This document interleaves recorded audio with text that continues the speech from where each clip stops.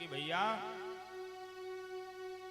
बिना भगवान के भजन के कुछ भी नहीं है। जब तक हम भगवान का नाम इस तन से गायन नहीं करेंगे तब तक हम अनाथ हैं।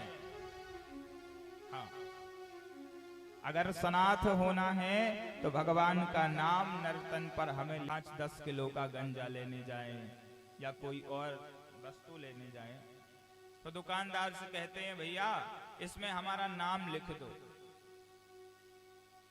हाँ, और उससे वो बर्तन खरीद के लाते हैं। फिर हमारे घर का आयोजन हो गया जब संपन्न, तो कभी अवसर आने पर पड़ोस में कोई आयोजन हुआ, पड़ोसी आया, भैया आपके यहाँ वो पात्र है, मुझे आवश्यकता है, क्या देंगे? आपने दे दिया। फिर जो है विवाह का कार्य था, संपन्न हो गया। कुछ दिन बाद आपने सोचा दे जाएंगे।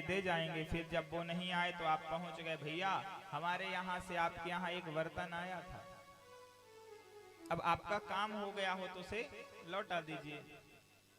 बोलेगा भैया मैं लौटाना तो चाहता हूँ लेकिन क्या बताऊं, आपके पात्र के जैसे और भी गांव से न जाने कितने पात्र आए थे, कितने बर्तन आए थे, मुझे समझ में नहीं आ रहा है आप वाला कौन सा बर्तन है और उनका कौन सा बर्तन है, इसलिए हम अभी तक लौटा नहीं पाए।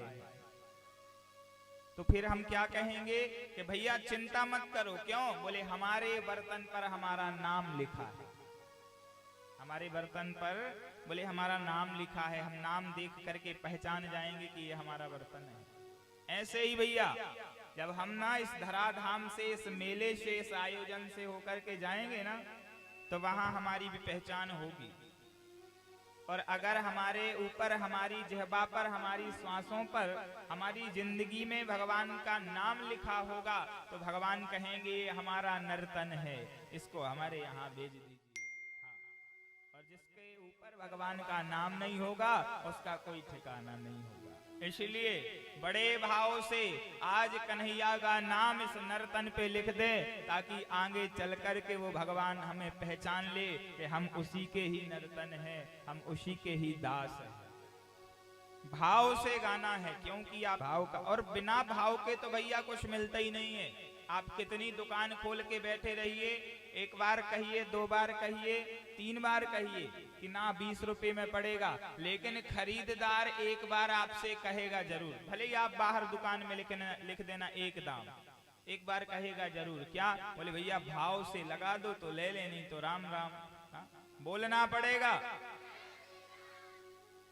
कहते ना हम लोग एक बार कि भाव से लगा दो तो ले लेंगे, नहीं तो जय श्री राम।